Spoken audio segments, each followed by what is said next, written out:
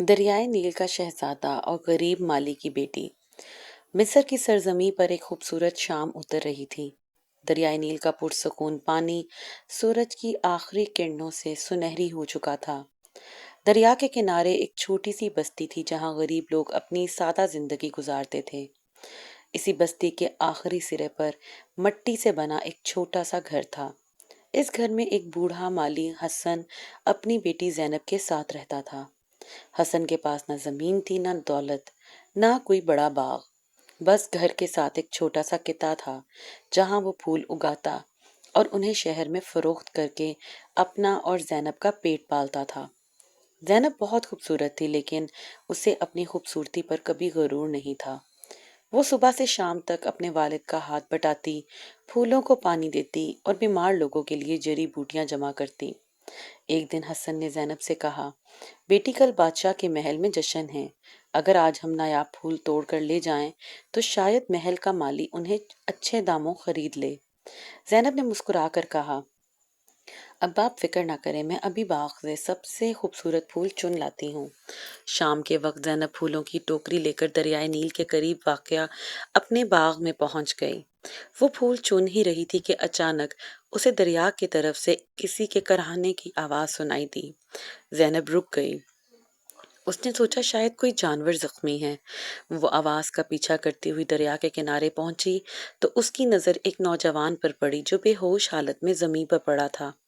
जैनब घबरा गई। नौजवान के लिबास पर मिट्टी लगी हुई थी, मगर लिबास आम का नहीं लग रहा था। उसके हाथ में एक कीमती अंगूठी थी और कमर पर शाही निशान वाली तलवार बंधी हुई थी। जैनब ने पानी के चंद छींटे उसके चेहरे पर डाले। नौजवान ने आंखें खोली। उसने जैनब को देखा और फौरन उठने की कोशिश की, मगर कमजोरी की वजह से दोबारा जमीन पर गिर गया। मुझे यहाँ से ले जाओ, जैनब ने हैरान होकर पूछा। आप कौन हो और आपको किसने जख्मी किया? नौजवान ने जवाब देने की बजाय दरिया की दूसरी तरफ देखा। दूर घोड़ों की टापें सुनाई दे रही थीं। नौजवान ने घबरा कर कहा, अगर वो लोग मुझे यहाँ देख लें तो तुम भी महफूज नहीं रहोगी। जैनब ने मजीद सवाल नहीं किया। उसने नौजवान को सहारा दिया और किसी तरह उस नौजवान को अपने घर तक ले आई। रात को जब हसन घर वापस आया तो उसने देखा कि उस अजनबी को देखकर हैरान रह गया। जैनब, ये कौन है? जैनब ने सारी बात बताई। हसन नौजवान के करीब गया और उसके चेहरे को गौर से देखा। अगले ही लम्हे उसका चेहरा सफेद पड़ गया। या अल्लाह! जैनब घबरा गई।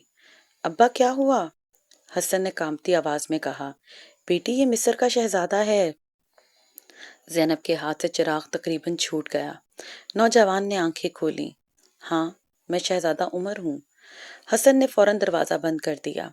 शहजादे ने बताया कि वो रात को अपने मुहाफ़िज़ों के साथ दरियाए नील के किनारे सफ़र कर रहा था कि अचानक उसके मुहाफ़िज़ों में शामिल चंद लोगों ने ही उस पर हमला कर दिया। उसे यकीन था कि हमला किसी आम दुश्मन में नहीं बल्कि महल के अंदर मौजूद किसी ताकतवर शख्स ने करवाया था। ज़ैनब ने पूछा, लेकिन आपने मेरे घर आने का ख़तरा क्यों लिया? शहजादे ने जवाब दिया, क्योंकि दरिया के किनारे तुम ही वाहिद शख्स थी जिस पर मुझे यकीन करने की कोई वजह नहीं मिली। ज़ैनब खामोश हो गई। अगली सुबह महल में हंगामा मच चुका था कि शहजादे के गायब होने की खबर पूरे शहर में फैल गई। बादशाह ने ऐलान किया कि जो शख्स शहजादे को तलाश करके वापस लाएगा उसे मुंह मांगा इनाम दिया जाएगा। लेकिन महल का वजीर कमर दरअसल वो शख्स था जिसने शहजादे को कत्ल करने का मंसूबा बनाया था। वो जानता था कि अगर वापस आ गया तो इसका मंसूबा नाकाम हो जाएगा। उसने सिपाहियों को हुक्म दिया कि दरियाए नील के आसपास हर घर की तलाशी लो, खास तौर पर उन गरीब बस्तियों की जहां कोई अजनबी छुप सकता है। हसन को जब यह खबर मिली तो उसने शहजादे से कहा, आपको यहाँ से फौरन निकलना होगा। शहजादा उमर ने जैनब की तरफ देखा। मैं अकेला नहीं जाऊंगा। जिस लड़की ने मेरी जान बचाई है मैं उसे खतरे में छोड़कर नहीं जा सकता। जैनब ने फौरन कहा, मुझे किसी की मदद की जरूरत नहीं, आप अपनी जान बचाएं। शहजादा मुस्कुराया, तुमने मेरी जान बचाई है, अब मुझे तुम्हारी हिफाजत करने का मौका दो। उसी लम्हे दरवाजे पर जोर से दस्तक हुई। तीनों खामोश हो गए। बाहर सिपाही खड़े थे। حسن نے زینب کو اشارہ کیا کہ وہ شہزادے کو گھر کے پیچھے موجود پرانے زیر زمین راستے میں لے جائے۔ زینب شہزادے کو وہاں لے گئی۔ سپاہی گھر میں داخل ہوئے۔ انہوں نے پورا گھر تلاش کیا مگر انہیں شہزادہ نہ ملا۔ تو حسن نے سکون کا سانس لیا، مگر اسی رات ایک عجیب واقعہ پیش آیا۔ زینب نے دیکھا کہ شہزادے کی انگلی میں جو موجود انگوٹھی ہلکی سی چمک رہی تھی۔ اس نے پوچھا، اس انگوٹھی میں ایسا کیا ہے؟ عمر نے کہا، مجھے خود نہیں معلوم، میرے والد نے ہمیشہ مجھے اسے سنبھال کر رکھنے کا حکم دیا ہے۔ زینب نے انگوٹھی کو غور سے دیکھا۔ اچانک اس کے چہرے کا رنگ بدل دیا۔ یہ نشان؟ اس نے فوراً انگوٹھی اس کے ہاتھ سے لے لی۔ زینب نے حیران ہو کر پوچھا، ابا، آپ اس نشان کو جانتے ہیں؟ حسن کچھ دیر خاموش رہا، پھر وہ گھبرا کر ایک کونے میں گیا اور پرانا لکڑی کا صندوق لے آیا۔ صندوق کھولا تو اس میں ایک کپڑے میں لپٹی ہوئی چھوٹی سی تختی موجود تھی۔ حسن نے تختی پر اس پہ بالکل وہی نشان بنا ہوا ہے جو شہزادے کی انگوٹھی پر تھا۔ عمر حیران رہ گیا، یہ تمہارے پاس کہاں سے آئی؟ حسن نے نظریں جھکا لیں۔ 20 سال پہلے دریائے نیل کے کنارے مجھے ایک ننھی بچی ملی تھی۔ زینب نے دھڑکتے دل کے ساتھ پوچھا، کون سی بچی؟ حسن نے زینب کی طرف دیکھا۔ تم۔ زینب جیسے پتھر کی ہو گئی۔ میں؟ حسن کی آنکھوں میں آنسو آ گئے۔ ہاں بیٹی، تم اس وقت صرف چند ماہ کی تھی۔ تم ایک ریشمی کپڑے میں لپٹی ہوئی تھی۔ تمہارے ساتھ یہی تختی تھی۔ میں نے بہت تلاش کیا مگر تمہارے والدین کا کوئی سراغ نہ ملا، اس لیے میں نے تمہیں اپنی بیٹی بنا کر پال لیا۔ زینب کی آنکھوں سے آنسو بہنے لگے۔ آپ نے مجھے پہلے کیوں نہیں بتایا؟ حسن نے کہا، میں ڈرتا تھا کہ اگر تمہاری اصل شناخت کسی کو معلوم ہو گئی تو تمہیں نقصان پہنچ سکتا ہے۔ عمر نے تختی اٹھائی۔ اس پر ایک تحریر بھی موجود تھی جو وقت گزرنے کی وجہ سے دھندلی ہو چکی تھی۔ تینوں نے چراغ کے قریب اسے دیکھا۔ اس میں کچھ یوں لکھا تھا، نیل کے خون کی وارث جب دوبارہ اس سرزمین پر قدم رکھے گی تو ظلم کا خاتمہ ہوگا۔ عمر نے حیرت سے زینب کو دیکھا۔ نیل کے خون کی وارث؟ حسن نے سر جھکا لیا۔ اب مجھے سب کچھ سمجھ آ رہا ہے۔ اس نے بتایا کہ کئی سال پہلے مصر کے شاہی خاندان کی ایک شاہ کے خلاف بغاوت ہوئی تھی۔ ایک شاہی خاندان کو ختم کرنے کی کوشش کی گئی تھی اور اس خاندان کی ایک ننھی بچی کو بھی قتل کرنے کا حکم دے دیا گیا تھا، لیکن کسی وفادار شخص نے بچی کو بچا کر دریائے نیل کے کنارے چھوڑ دیا تھا۔ وہ بچی زینب تھی۔ زینب دراصل اس قدیم زمان شاہی خاندان کی آخری وارث تھی۔ عمر نے کہا، لیکن پھر میری انگوٹھی اور تمہاری تختی کا نشان ایک جیسا کیوں؟ حسن نے تختی کے پیچھے دیکھا، وہاں ایک چھوٹا سا خانہ بنا ہوا تھا۔ اس میں ایک کاغذ چھپا ہوا تھا۔ کاغذ پر ایک نقشہ بنا ہوا تھا۔ نقشہ محل کے ایک خفیہ حصے کا تھا۔ عمر نے نقشہ دیکھا تو چونک گیا۔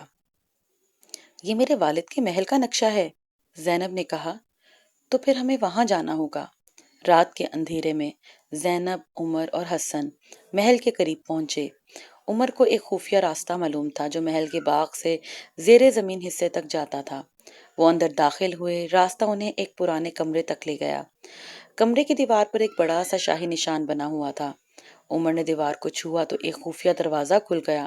اندر پرانے دستاویزات، شاہی مہر اور کچھ خطوط رکھے تھے۔ حسن نے ایک خط اٹھایا۔ خط میں لکھا تھا کہ زینب کے خاندان کو غداری کے الزام میں غلط طور پر سزا دی گئی۔ اصل غدار کوئی اور تھا اور اس سازش کا سب سے بڑا فائدہ اٹھانے والا شخص تھا وزیر قمر۔ حسن نے کانپتے ہوئے کہا، تو یہی شخص تمہارے خاندان کی تباہی کا ذمہ دار تھا؟ عمر نے فوراً کہا، اور اب وہ میرے قتل کی سازش بھی کر رہا ہے۔ اسی لمحے دروازہ بند ہو گیا۔ باہر سے آواز آئی، بالکل درست سمجھا تم نے شہزادے، بالکل درست۔ وزیر قمر اپنے سپاہیوں کے ساتھ اندر داخل ہو چکا تھا۔ زینب نے پہلی بار اسے قریب سے دیکھا۔ قمر نے زینب کو دیکھ کر کہا، تو آخر کار نیل کی وارث بھی میرے سامنے آ گئی۔ زینب نے پوچھا، تم نے میرے خاندان کے ساتھ ایسا کیوں کیا؟ قمر ہنسا، تخت کے لیے۔ اس نے بتایا کہ اس کے خاندان نے برسوں تک بادشاہی حاصل کرنے کی کوشش کی تھی۔ جب اسے معلوم ہوا کہ زینب کے خاندان کا ایک وارث زندہ ہے تو میں نے اسے ختم کرنے کا حکم دیا تھا۔ لیکن اسے یہ معلوم نہیں تھا کہ وہ بچی حسن کے پاس پہنچ چکی ہے۔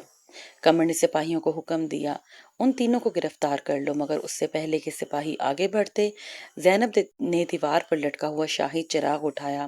چراغ کے نیچے ایک چھوٹا سا نشان بنا تھا، وہی نشان جو تختی اور انگوٹھی پر تھا۔ زینب نے انگوٹھی اس نشان کے قریب کی۔ اچانک دیوار کا ایک حصہ کھل گیا، اندر ایک شاہی مہر موجود تھی۔ زینب نے مہر اپنے ہاتھ میں لے لی۔ قمر کا چہرہ سفید پڑ گیا۔ وہ جانتا تھا کہ یہ مہر صرف حقیقی شاہی وارث ہی استعمال کر سکتا تھا۔ زینب نے کہا، قمر، تم نے برسوں جھوٹ بول کر لوگوں پر حکومت کی، مگر آج تمہارا جھوٹ ختم ہوگا۔ قمر نے تلوار نکال لی۔ عمر زینب کے سامنے آ گیا۔ دونوں ایک طرف سے سپاہی آگے بڑھے، مگر اچانک باہر سے بادشاہ کے محافظوں کی آواز سنائی دی۔ بادشاہ خود اس خفیہ کمرے تک پہنچ چکا تھا۔ قمر گھبرا گیا۔ عمر نے اپنے والد کے سامنے تمام خطوط اور ثبوت رکھ دیے۔ بادشاہ نے یہ دیکھ کر دستاویز پڑھے، پھر اس نے قمر کی طرف دیکھا۔ تم نے میرے خاندان کے ساتھ دھوکہ کیا، میرے بیٹے کو قتل کرنے کی کوشش کی اور ایک معصوم بچی کے خاندان کو تباہ کیا۔ قمر کو گرفتار کر لیا گیا، مگر سب سے زیادہ حیرت بادشاہ کو زینب کو دیکھ کر ہوئی۔ اس نے تختی اور شاہی مہر کو دیکھا، پھر اس نے زینب سے کہا، تمہیں معلوم ہے تم کون ہو؟ زینب نے آنسوؤں کے دیا، اب مجھے معلوم ہے، مگر میرے لیے میری پہچان میرے والد حسن ہیں۔ انہوں نے مجھے محل کے بغیر شہزادی کی طرح پالا۔ بادشاہ نے حسن کی طرف دیکھا، تم نے شاہی خاندان کی بیٹی کو 20 سال تک اپنے بیٹی سمجھ کر پالا۔ حسن نے سر جھکا دیا، میں نے کبھی اسے دولت یا تخت کے لیے نہیں پالا، میں نے اسے صرف اپنی بیٹی سمجھا۔